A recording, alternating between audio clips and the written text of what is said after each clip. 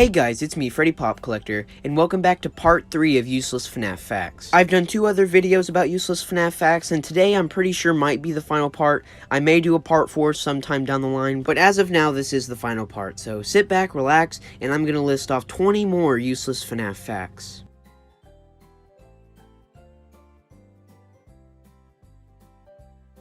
Kicking it off is a fact from FNAF VR, and a fact that I didn't even know about until last night. In the FNAF 3 mode on FNAF VR, there's a very rare chance that the coffee mug from Desolate Hope can spawn on your office desk. I knew there were a few Easter eggs in the last video, like of course I mentioned the Minarino one and the Plush Trap minigame, but I never knew just how many Easter eggs FNAF VR has. And if you didn't know about the FNAF VR Easter eggs, buckle in because there's gonna be a lot more coming.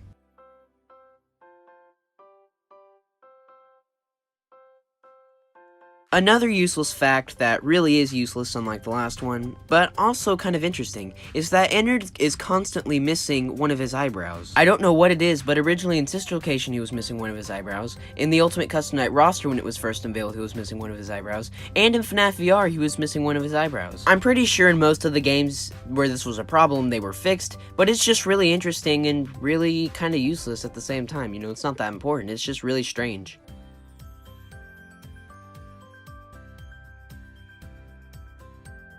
In the last video, I said that it was really strange that Nightmare Mangle was the only character up to the point of FNAF 4 that wasn't in FNAF World. JJ, the Endoskeletons, all the Jackos, they were all there, and I said that every single character was there except Nightmare Mangle, but that's actually not true. There was one other character that was absent, he was from FNAF 2, and that's Withered Golden Freddy. I don't know why Scott decided to cut him from FNAF World. It's just really strange how he got all the obscure characters like the Shadows, even JJ for crying out loud, the Paper Pals even, but skipping Withered Golden Freddy. It just seemed really strange. I guess we'll never really get a clear answer as to why. Maybe Scott just forgot, which is what I'd be willing to bet, but we just don't know.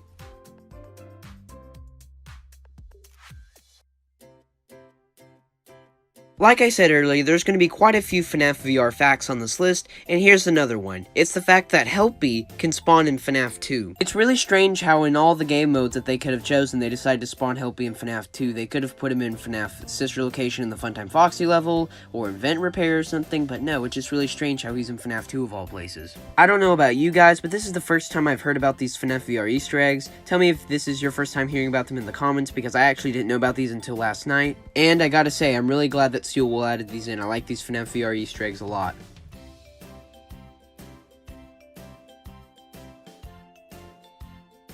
Ultimate Custom Night is one of the strangest FNAF games of all time. Not just because of the lore, but it was the first time in FNAF's development that Scott was actually open with the fanbase, taking in their ideas, basically letting them help craft the game. It was really cool. It was a wonderful way to show just how far FNAF had come up to that point. Of course, it's gone a lot farther now. But at that point, it was just really cool to see Scott open up and just talk to his fans a lot more. Ultimate Custom Night had a very rocky development, though. Things were kind of moving fast and then kind of moving slow. It kind of went back and forth in that pace, and the release date moved a total of 3 separate times. Originally, it was August 8th, then it was July 8th, then it was June 29th, and then the game released on June 27th. It's definitely the FNAF game to have its release date moved the most times, and it wasn't even pushed back, it was pushed forward. It was really strange, but hey, it was good to get the game like 3 months before it was originally supposed to come out.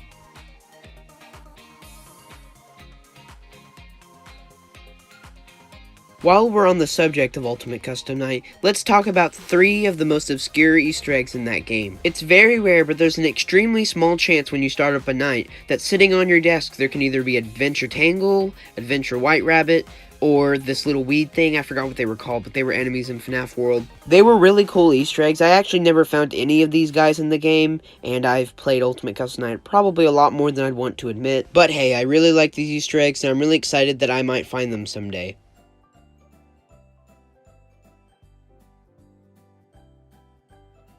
As I mentioned in the last video, the Freddos weren't originally named by Scott. They were originally named Mini Freddys, and then Scott adopted the name Freddos because it just stuck better, and I think everyone liked it overall. Like the Freddos, it's really similar with Golden Freddy. He was originally named Yellow Freddy in FNAF 1, but Scott decided to change it to Golden Freddy when everyone started calling him that, and by FNAF 2 it was official. I'm pretty sure Markiplier started it.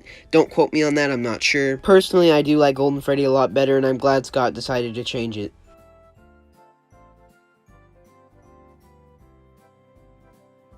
As we all know, Ultimate Custom Night had a lot of voice acting. You had some returning voice actors like Heather Masters for Baby and Scrap Baby, as well as Amber Lee Connors to return to voice Toy Chica from FNAF World. There were a few characters though who were planned to have voices, but they ultimately got cut. The most notable being Freddy, and as well as Toy Bonnie. Both of these characters both got voices in FNAF AR, which is really interesting. I'm really curious if their voices would have been the same at all on Ultimate Custom Night. But hey, it doesn't really matter anymore. At least they eventually got voices.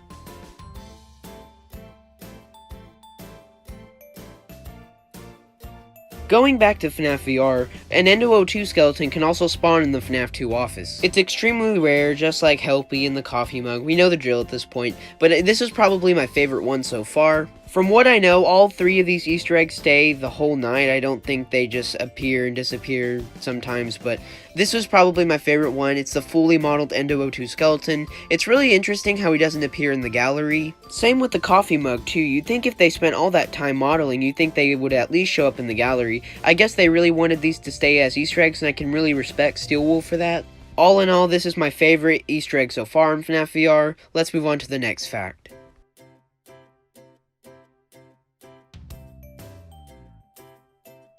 If you've ever played FNAF 4 at any point in your life, I'm sure you've wondered what the pictures in the bedroom and basically all throughout the house look like. Now, surprise, surprise, these pictures have zero lore relevance whatsoever. I always found it kind of strange how back in FNAF 4's early days when people thought that these pictures meant something, they don't. Scott mentioned that one of the pictures he used was a picture of a mountain when he was a truck driver in Texas. Another one was a snowman him and his sons built. I don't know about you guys, but I was really happy to finally find out what these pictures were.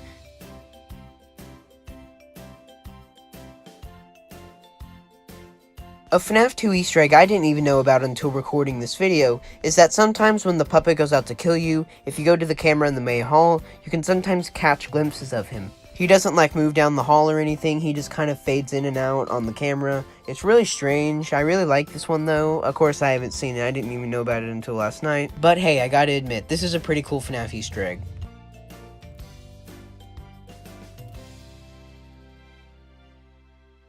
If you've ever wondered why Bonnie's guitar was changed in FNAF VR, or why it was cut from the console ports, it was actually because that guitar is copyrighted. That's right, Scott doesn't actually own that guitar. It kind of sucks because I really like that guitar, but what I'm really wondering is why can Funko and McFarlane make toys out of this guitar if Scott doesn't own it? It's very strange. I don't know like what the legal things on this is. I don't want to get those companies in trouble, but it's like, are they allowed to do that? I don't know. Bonnie's new guitar is pretty cool as well, but I kind of miss the old one, and I really wish Scott could get the rights to that, but hey, you guys,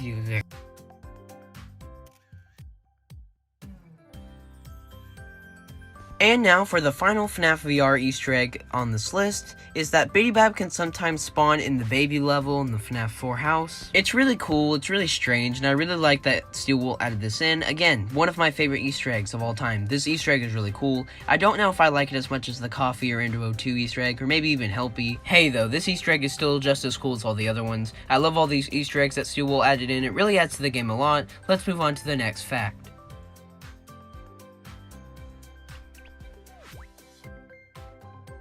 The Ultimate Custom Night office was a really cool office in my opinion, one of my favorites definitely. It brought in elements from all the other offices. It had the FNAF 2 desk, it had the doors from FNAF 1, even though they weren't the exact same, they were still doors. It brought in the mounted Freddy suit from FNAF 3, and it brought in the posters from the alley from FNAF 6, and a few random things from Sister Location like the gas tank, and a few Sister Location posters as well. But Scott did forget to add in something from FNAF 4, and when he realized his mistake, he added in the FNAF 4 phone on the desk in the back. What's really funny is I'm pretty sure he found this out in Dawko's video, because I know I didn't really notice that at first, but Dawko uploaded a video about the office, I think the day of or the day after it was announced on Scott Games. And yeah, I'm pretty sure that's why Scott added it in, so very useless FNAF fact, but hey, that's what this video is for.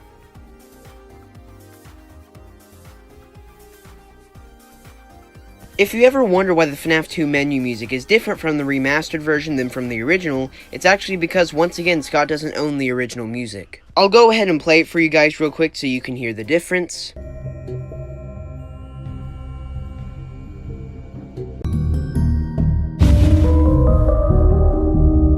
Now, as I'm sure you can tell, the remastered version plays the Curse of Dreadbear music, which honestly I have no problem with it. Curse of Dreadbear is probably my favorite FNAF soundtrack. This scenario falls similar to the guitar fact with Bonnie, in that Scott doesn't own it, so when he remade them for consoles and remastered versions on mobile and stuff, he had to take it out.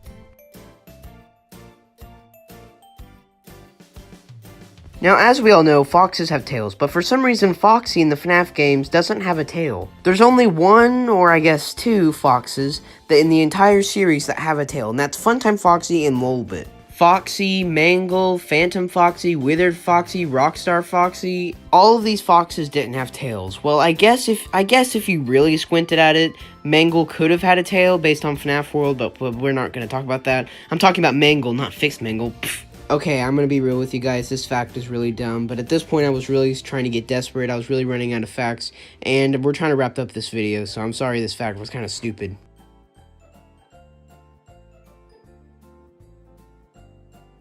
If you know about the lore of Ultimate Custom Night at all, I'm sure you've heard of the one you shouldn't have killed. A lot of people say the voice lines in the game, like Nightmare Freddy, Withered Chica, Mangle, mentioning this weird figure, the one you shouldn't have killed. Anyways, that face that appears in the game is the one you shouldn't have killed, and that's actually Scott's son. Again, I shouldn't be surprised because with FNAF 4, Scott said he uses a lot of the pictures that he has for convenience for his games, but this picture's just really creepy. Scott did a good job of making his kid look very scary.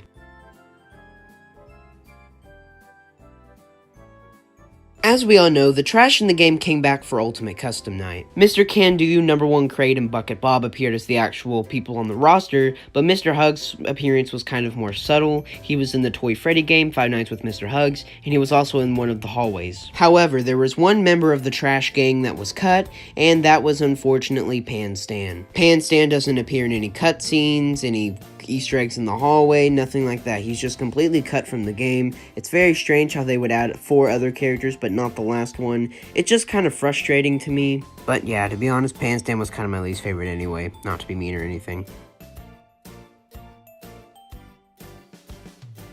An interesting thing about the voices in Ultimate Custom Night is that there were some actors that played multiple characters. For example, the person who voices Mr. Hippo also voices Funtime Foxy and Rockstar Foxy. It's amazing that some of these actors are able to do this. They sound so different and so much better. There are a few more examples, but I guess we'll just save that for another day.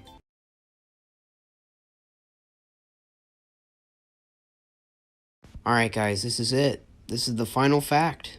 For now, anyways. Fact number 60. 3 parts. I've saved the best and most useless fact for last. This fact will leave you with no lasting emotion.